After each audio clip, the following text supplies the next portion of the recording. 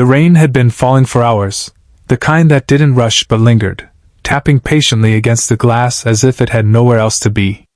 Inside the small corner café, the lights were warm but dim, casting soft shadows over chipped wooden tables and half-empty cups. It was almost closing time, and only 3 people remained inside: the barista wiping the counter, a woman sitting stiffly near the window, and Ethan Parker, 32 years old, exhausted, and holding the most important thing in his life against his chest. His daughter Lily slept with her cheek pressed into his jacket, her tiny fingers curled around the edge of his shirt like she was afraid he might disappear. Her breath was steady, trusting. Ethan adjusted his posture slightly, careful not to wake her. His back ached, his eyes burned from another long day of work, but he didn't mind. As long as Lily slept peacefully, he could endure anything. He hadn't planned to stop at the cafe. The bus had been delayed, Lily had fallen asleep on his shoulder, and the rain had grown heavier by the minute.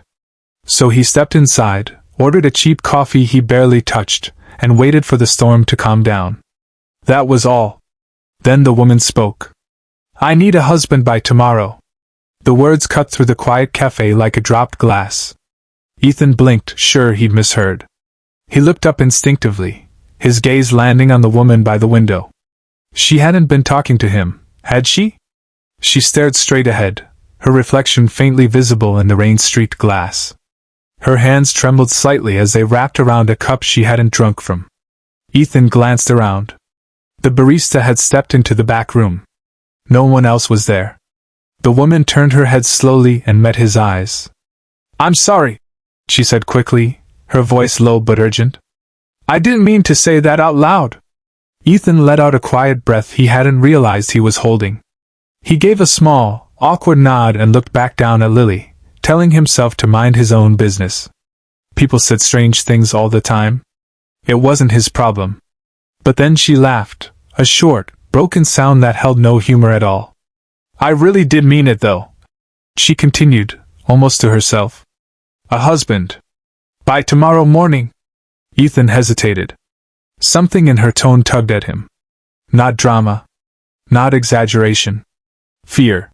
He cleared his throat. You okay?" he asked, immediately regretting it. He wasn't good at conversations, especially with strangers. She turned fully toward him now, studying his face like she was deciding whether he was safe enough to hear the truth. Her eyes were dark, sharp, and tired in a way that suggested she hadn't slept in days. She looked elegant even sitting there in a simple coat, but the elegance felt heavy on her, like armor she was too tired to wear. "No," she said honestly. "I'm not." There was a pause. Rain. The hum of the lights. "I'm Claire," she added. "And before you ask, no, I'm not joking. If I don't show up engaged tomorrow, my family will decide my future for me. And trust me, you don't want the version of that future they have planned." Ethan frowned slightly. "That sounds intense." "That's one word for it." She took a breath, then spoke faster, as if afraid she might lose her nerve. "I'm supposed to attend a family meeting tomorrow morning. They think I've been too independent. Too difficult. So they've arranged introductions. Powerful men. Strategic marriages. You understand?" Ethan didn't, not really, but he nodded anyway. "If I show up with a fiancé," she continued, "they can't force anything. At least not immediately. I just need time. One day. That's all." Ethan stared at her, stunned. He almost laughed, then stopped when he saw her eyes glisten. "You're serious?" he said quietly. "Yes." Silence stretched between them again. Ethan shifted Lily slightly as she stirred, murmuring something in her sleep. Claire's gaze softened instantly when she noticed the child. "She's beautiful," Claire said. "Thanks," Ethan replied. "She's my whole world. I can tell." Claire hesitated, then asked softly. "Her mother passed away 2 years ago," Ethan said, his voice steady only because he'd practiced making it sound that way. "Car accident." "I'm sorry," she said, and this time the words didn't feel automatic. "Me too." Another pause.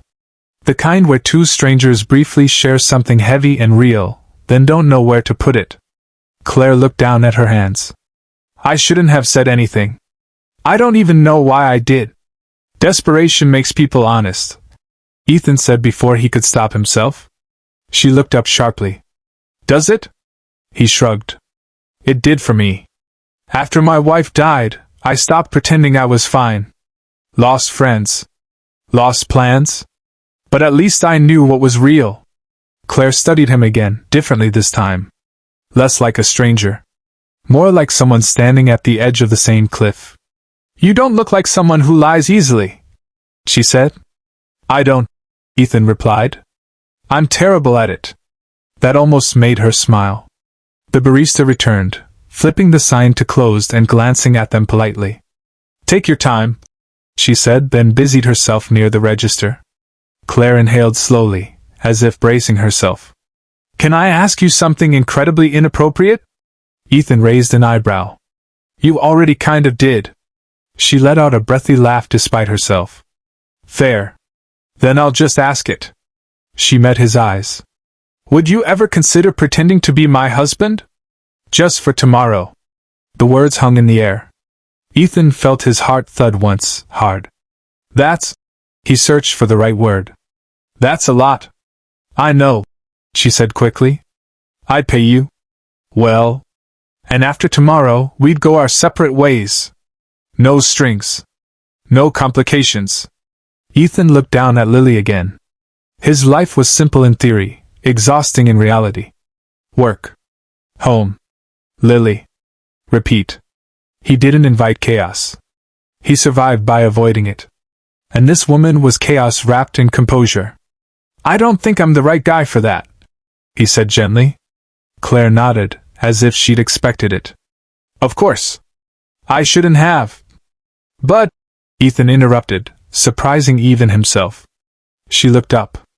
But if you're that scared, he continued, then whatever you're running from must be pretty bad. Her lips parted slightly. She didn't deny it. Ethan exhaled slowly. I don't have money. Or power. Or anything impressive. I live in a small house. My schedule revolves around daycare hours. And I can't lie convincingly. That sounds perfect, Claire said without hesitation. He blinked. Perfect? Yes. Because they'll never suspect you. They expect arrogance. Control. Flash. Not kindness. Ethan frowned. You don't know me. I know enough, she said softly. You stayed in an uncomfortable chair for over an hour just so your daughter wouldn't wake up. He had no response to that. The rain began to ease outside, but neither of them noticed. I won't pressure you, Claire said after a moment. I'll figure something else out. I always do. Ethan watched her gather her coat, her movements tight, controlled. Strong on the outside. Fractured underneath. Before he could overthink it, he spoke. If we did this, he said slowly, there'd be rules. She froze. Turned back. What kind of rules? No pretending around my daughter, he said firmly. She comes first. Always. Of course. And no games. No half-truths. If I'm stepping into this, I need to know exactly what I'm walking into. Claire nodded. I'll tell you everything. He hesitated one last time, then said the words that would change everything. All right. Her breath caught. But, he added, there's one condition you probably won't expect. She searched his face. What? If you're going to be my wife, even temporarily, you'll live at my place. Her eyes widened. Live with you? Yes. Why? Ethan looked down at Lily, then back at Claire. Because if my daughter is going to see you tomorrow morning, I won't introduce her to a stranger who disappears by nightfall. The cafe was completely silent now. Claire swallowed. She had expected contracts. Money. Demands. She hadn't expected trust. Slowly she nodded. Okay. Outside, the rain finally stopped. And somewhere between a desperate confession and an impossible agreement, two broken lives quietly collided, neither of them yet realizing that this wasn't just the beginning of a lie, but the first honest thing they'd both done in years.